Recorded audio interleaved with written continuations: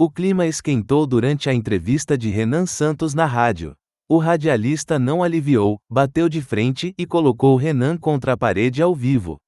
Deixa o like, se inscreve e bora conferir.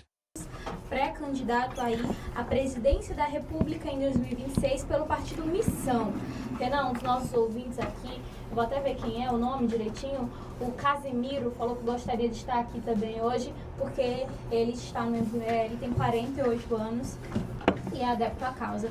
Olha, Renan, no intervalo, sobre a sua passagem pela região Nordeste. Eu quero entender que vocês escolheram iniciar a campanha, né, a pré-campanha, perdão, Boa, iniciar a tá pré-campanha, vindo primeiro pela região Nordeste.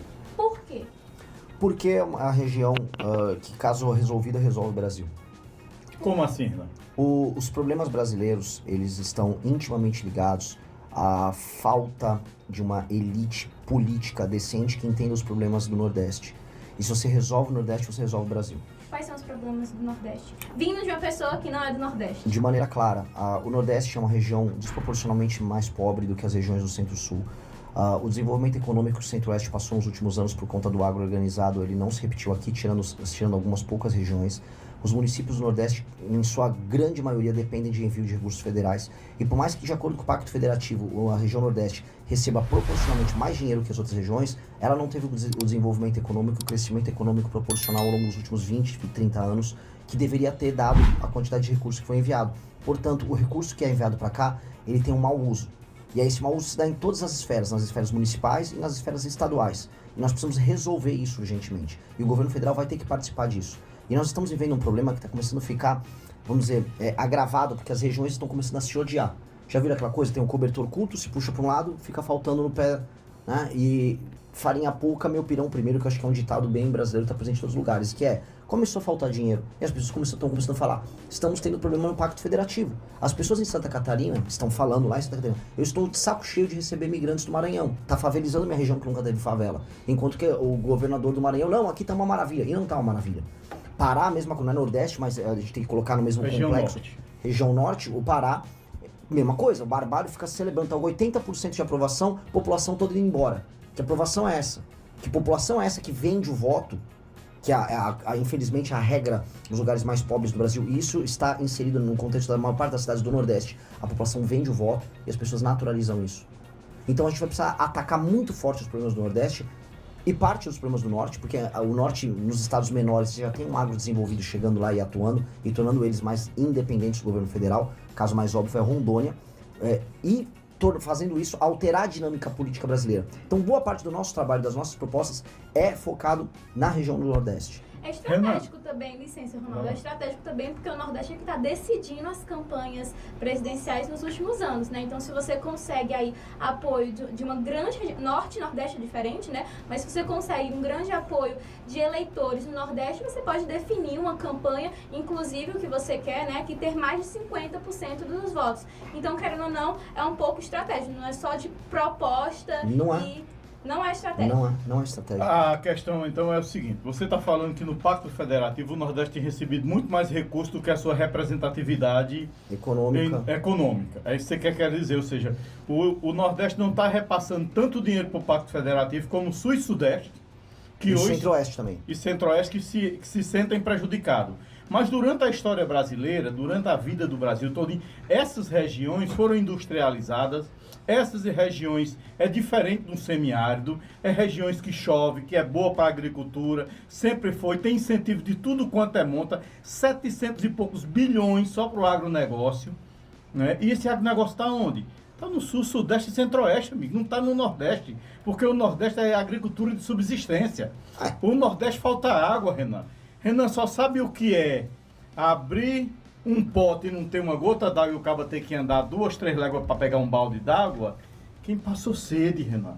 Só sabe o que é não ter o que comer quem passou fome. Quem não passou não sabe. Aí, às vezes o cara chega lá do sul, não estou falando que é você, jamais, perdão. Aí diz assim, o povo do Nordeste não sabe escolher. O Nordeste, amigo, o povo sabe onde é que está chegando no Então tá maravilhoso, então. Sabe? Não é isso. Então acho que a gente vai deixar como tá. A tendência é para melhorar. O que, Não que a é. gente quer? A gente quer melhorar. Não é. Renan, Não é, se fosse Renan, isso, desculpa, ó, se fosse deixa eu te dizer isso, aqui uma coisa aqui, relativamente a região Nordeste tinha aumentado a participação dela no PIB e não aumentou. Deixa eu explicar para todo mundo que tá assistindo. Se eu seguisse essa lógica, que é uma lógica vitimista que o senhor tá colocando. Não, tô não. É vitimista, porque, Tô não, olha sabe só, por quê? você tá Porque tirando mérito... porque o Nordeste está sendo industrializado. Não tá sendo industrializado. Não tá. As estatísticas não vão nessa linha. Infelizmente não vão nessa linha. Isso, o senhor só tá comprando uma espécie de um orgulho, que é um orgulho, não... Olha só, nós fomos prejudicados no passado. Não foram prejudicados no passado. Sempre. E se houve olha só, e se houve prejuízo no Nordeste no passado, houve prejuízos pontuais. Mas historicamente, se vou pegar da República do Café com Leite pra cá, o Brasil é um país em que as oligarquias mandam, e as oligarquias tocam o seu poder, e as oligarquias tocam os seus projetos. A gente já teve Minas Gerais mandando, a gente já teve São Paulo mandando. São Paulo foi muito importante dentro do Pacto Federativo na República do Café com Leite. Depois São Paulo foi prejudicado pela República do Vargas em diante. São Paulo teve interventor em São Paulo tocando. Teve a revolta de 32 por conta disso. E nunca mais voltou à presidência. E nunca mais voltou à presidência.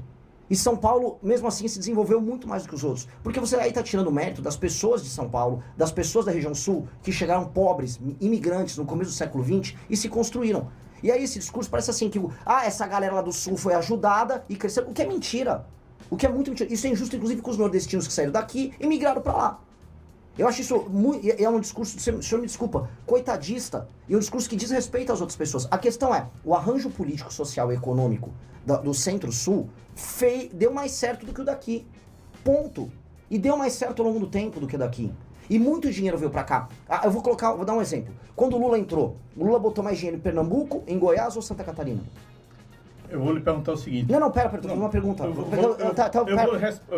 Então já vou responder pro senhor. Eu vou só lhe dizer uma coisa aqui. Hoje, quais foram os 3 estados que mais receberam dinheiro do PAC? Você se lembra? Do dinheiro do PAC? Não sei. Agora, esse PAC novo qual do Lula. foi? Sabe qual foi? Manda. São Paulo, Rio de Janeiro e Minas Gerais. Agora, você... Qual o estado que mais deve? Agora, vamos lá, mas muda. Quais são os estados em termos proporcional que receberam mais dinheiro do Pacto Federativo? Proporcional. Porque São Paulo tem a maior população e o São Paulo tem o maior PIB. Então, naturalmente, ele vai receber... Por exemplo, qual é a cidade que tem mais... economia, exato. Então, proporcionalmente... Mas a gente tá numa federação e a federação tem Mas as coisas não são proporcionais. Mas não vai ser proporcional. Mas assim, olha só, eu não nem acho... Não vai ser proporcional, porque se for proporcional, não vai ter equilíbrio. Mas, pelo amor de Deus, o que eu tô querendo dizer é que você não vai justificar... Você está dizendo o seguinte, você não vai justificar pelo pacto... nordestino para tirar o dinheiro do Nordeste e mandar pro Sul? Não é isso que eu tô falando. Não é isso. Não, pera. Vocês não estão deixando eu responder assim. Deixa eu falar. Eu ia pedir, inclusive, pro Ronaldo deixar o Renan terminar de falar. E aí a gente termina de falar. Renan, você pode falar. Sim. Eu vou, assim, primeira coisa, existe uma confusão... Então, perfeito. Existe uma confusão conceitual aqui. Proporcionalmente, como São Paulo tem uma economia maior e um PIB maior, naturalmente ele vai ter números absolutos maiores. Por exemplo, São Paulo capital, existe uma coisa que chama razão e proporção. Então, São Paulo capital tem mais gente em números absolutos recebendo Bolsa Família, mas proporcionalmente menos, entendeu? Porque é uma cidade muito grande, então as razões e proporções contam. Dito isso, eu nem acho que deveria ser o Estado a receber mais PAC. Não é que eu tenho concordância com isso. Agora, os números do Pacto Federativo e os números de investimento do governo federal, especialmente nos anos do governo Lula 1 e 2, vão nessa linha. O governo Lula investiu muito mais em Pernambuco do que em Santa Catarina e em Goiás. Quem cresceu mais? Eu acho que Santa Catarina e Goiás. Por quê? Por quê? Porque já tinha todo um astro, já tinha toda uma infraestrutura, já tem as condições geográficas que facilita, Renan. Por favor, pelo amor de Deus. Santa Catarina não tem rodovia. Santa Catarina tem saneamento básico baixíssimo. Santa Catarina não tem rodovia. Você sabia que se for escoar a produção industrial lá de Blumenau, lá pro Vale do Itajaí, tem uma estrada de uma mão só. Mas eu tenho que saber que eu sou candidato a presidente de um país inteiro. E o que eu tô falando é o seguinte... Sim. Vou deixar muito claro, para não vir o maldito discurso coitadista que tem daqui. Eu quero... Tem porque se conversa é coitadista. O que eu tô falando é, eu quero o Nordeste rico e desenvolvido. Só que não vai ser dando grana na mão de oligarca vagabundo que tem aqui no Nordeste, para eles fazerem malversação desse dinheiro, que vou resolver. Porque não tá funcionando, eu tô falando que não tá funcionando. E sabe quem também acha que não tá funcionando? As pessoas estão indo embora do Nordeste para os outros lugares do Brasil. O único lugar que recebe imigrante do Nordeste é a Paraíba. Maiormente João Pessoa. Os outros lugares o pessoal tá indo embora. Então se tivesse funcionando isso, as pessoas estavam ficando. Esse é o exemplo mais óbvio. E o dinheiro, o Maranhão, proporcionalmente, recebe, é o segundo estado mais a receber dinheiro da federação no Pacto Federativo. As pessoas estão ficando indo embora do Maranhão. Elas estão indo embora do Maranhão. E as pessoas saindo do Nordeste, indo pro Pará, estão indo embora do Pará. Então, o dinheiro na mão dessa classe política corrupta está fazendo mal para as pessoas do Nordeste. Os prefeitos das cidades aqui, eu vou dar um exemplo pro senhor. Mais de 80% das cidades no Nordeste, 70% e 80%, eu vou ter que, talvez peque pela imprecisão aqui, mas é um número nesse espaço. Os municípios vivem de dinheiro do Pacto Federativo. Eles vivem de dinheiro que é repasse federal. O IDH dos municípios não melhora, ou seja, a cidade continua uma droga, só que o dinheiro continua fluindo. Tem que manter como tá? Ah, não, porque um dia a gente pode ter sido... Vamos pegar se o argumento do nosso amigo fosse verdadeiro. Se um dia houve, né, vamos deixar o Nordeste para trás, dane-se o Nordeste, e vamos só investir em São Paulo, para deixar paulista rico. O método alternativo que nós estamos vivendo com o novo Pacto Federativo, de 88 para cá, não funcionou. Porque o Nordeste não está recuperando a diferença. Então tem que fazer outra coisa. O que eu estou propondo é fazer outra coisa. E eu quero discutir fazer outra coisa. Agora, fazer o que está fazendo agora tá muito ruim pro Nordeste e tá muito ruim pros outros estados. E a gente vai precisar resolver isso. Olha, inclusive você está falando sobre suas propostas, que são suas propostas. O senhor, inclusive, afirmou que caso seja eleito, pretende, estamos falando sobre municípios, cidades, pretende fundir municípios pequenos que não conseguem se sustentar e até nomear interventores federais nos casos que considerar problemático. Mas, ao mesmo tempo, a gente percebe, inclusive, um levantamento recente, né, que há um movimento no sentido oposto de fundir os municípios. Um levantamento recente mostrou que mais de 700 distritos no Brasil querem se emancipar, alegando que arrecadam e não recebem investimentos proporcionais dos municípios a quais pertencem. Caso o Renan ele seja, né, eleito futuramente, justifica defender a redução da autonomia municipal, confusões e possíveis intervenções federais, tendo em vista que no momento atual a população está reivindicando justamente mais a autonomia local. E aí eu queria que você explicasse inicialmente essa proposta de fundir municípios e esse contrapartido desse levantamento que eu trouxe aqui. Eu já vi esse movimento que existe de querer abrir municípios novos, e isso é uma loucura. As pessoas estão chapadas, as pessoas estão malucas, e não exatamente o povo, porque o povo não quer um município, o povo quer resolução dos seus problemas. Só que quem quer novos municípios são as elites políticas locais. Existe uma coisa que é a elite política majoritária, elite política dissidente. Isso existe classicamente em ciências políticas. A elite política dissidente, ou ela derrota a elite de uma cidade e ela chega ao poder, que é a famosa oposição versus situação, ou ela se emancipa e vira elite, por exemplo, de um determinado bairro, de uma região que vira uma cidade. Pois bem, eu não sou contra uma emancipação quando dois critérios são obedecidos. Claramente aquela comunidade que está se emancipando, ela é autossustentável. Ou seja, aquele município tem dinheiro para se bancar, tem arrecadação e tal, portanto, eles têm dinheiro para brincar de jogo democrático. E 2, quando culturalmente eles têm uma diferença, eles têm características geográficas ou culturais que façam haver esse apartamento. Onde acontece isso com muita facilidade são nos Estados Unidos da América. Você tem os condados, você tem as cidades, você consegue fazer uma separação para ter uma cidade de 1000 habitantes lá, mas ela se banca. Os City Councils que tem lá nos Estados Unidos, são os conselhos, que aqui são as câmaras de vereadores, os caras nem recebem dinheiro. É um encontro que acontece num conselhinho, aí tem o cara lá, o xerife local, com o carrinho dele de polícia, tudo bancado. Aqui, uma emancipação é assim, a cidade não se banca pra porcaria nenhuma, é uma elite política que quer ter um poder relativo maior sobre aquele espaço, e o resto da federação, todo mundo pagando a conta. Isso é maluquice, isso é loucura, isso são essas elites políticas vagabundas que nós temos no Brasil, atuando para tornar a vida no Brasil uma porcaria, e nós temos que reduzir esses mais de 5.000 e poucos municípios para no máximo 3.000. A gente vai ter que fundir os municípios em unidades administrativas maiores, ter só um prefeito e só uma Câmara de Vereadores com esse número mínimo de 9. Acabou, vamos fundir, vamos diminuir essa confusão administrativa. Os programas sociais eles têm que ser parametrizados e os prefeitos têm que trabalhar com indicadores, que é isso que eu estava falando sobre o Nordeste. O Nordeste, os repasses vêm para cá, e o repasse vem para cá, o vereador e o prefeito não tem obrigação nenhuma de melhorar a vida das pessoas. Então o dinheiro é tacado aqui, o prefeito recebe, vem um monte de emenda, os prefeitos, os deputados atuam com essa emenda, a vida não melhora, o IDH não melhora, ou seja, o índice de desenvolvimento humano não melhora, a dependência do governo federal continua alta, e ele se reelege. Como? Como é que é a reeleição numa cidade pequena no interior? Vocês sabem como é que é? É compra de voto durante o mandato e é compra de voto durante as eleições. A compra de voto é a base da eleição no Brasil. A cidade que os meus pais moram, que é Vinhedo, que é no interior de São Paulo, com IDH altíssimo. Mesmo lá tem compra de voto. Em todo canto tem compra Tem de compra de voto. Agora, aqui, a compra de voto, ela é a regra. Ela é muito presente. Não existe eleição sem compra de voto pra cá. E é muito alta a taxa de pessoas que acabam participando desse jogo. E esse jogo tem que ser quebrado. Aí as pessoas não cobram o político por aumentar a cobertura de esgoto. Portanto, a cobertura de esgoto em toda a região Nordeste é baixíssima. Não cobram ele para ter emprego e, vamos dizer, uma atividade econômica real na cidade. Não cobram para ter escola boa com um SAEB melhor, ou um ranking do IDEB melhor. Não há cobrança. O cara faz um show do Wesley Safadão, distribui uma emenda, usa a emenda desviada para comprar uma parte da população com os cabos eleitorais e com as pessoas apaniguadas colocadas dentro da prefeitura, e a vida das pessoas não melhora. Essa é a dinâmica da cidade pequena. Essa dinâmica tem que ser destruída. Porque aí, se você for falar, o que faz com que viver no interior do Nordeste e no interior da região Norte, no Norte de Minas, parte do interior de São Paulo, parte do interior do Rio, parte do interior do Espírito Santo, grande parte do Tocantins, viver nesses lugares se torna ruim, é porque a vida na cidade é ruim. Então nós temos que fazer a vida na cidade ser melhor. Porque a gente não vive na União, a gente vive na cidade. Portanto, o lugar onde os prefeitos têm que ter, o lugar onde o político tem que ter muito indicador e muita pressão para entregar resultado é na cidade.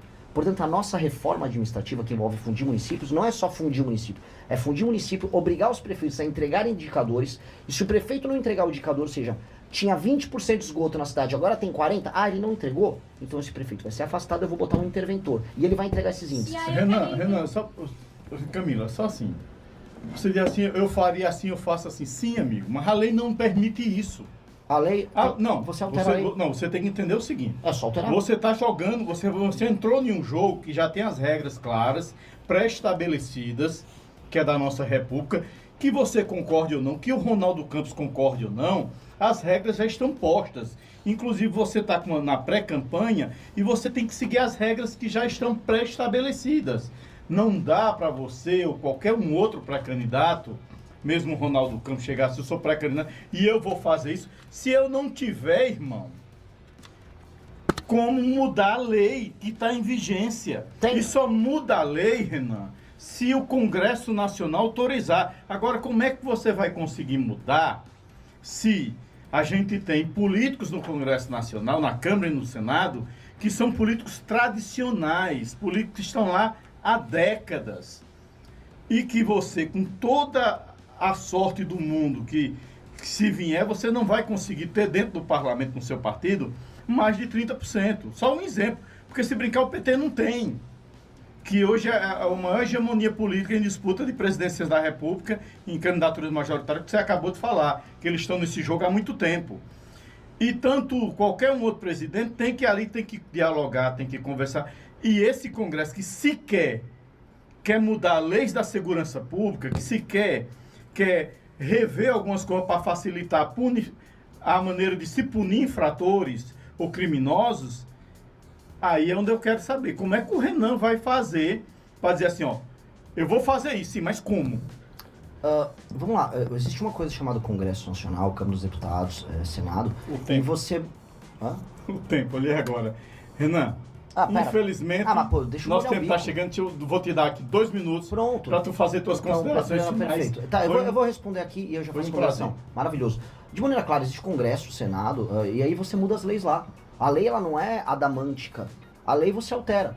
Por exemplo, o artigo 34, 35 e 36 da Constituição, eles versam também sobre as intervenções nos estados e nos municípios. Eu alteraria esses artigos da Constituição para permitir que entes federativos brasileiros que não estiverem cumprindo com os seus desígnios básicos que envolvem o IDH, manutenção da segurança, eles sejam alvos de uma intervenção. Você altera. Chama-se PEC, Projeto de Emenda à Constituição. É isso, eu vou fazer alterações nela.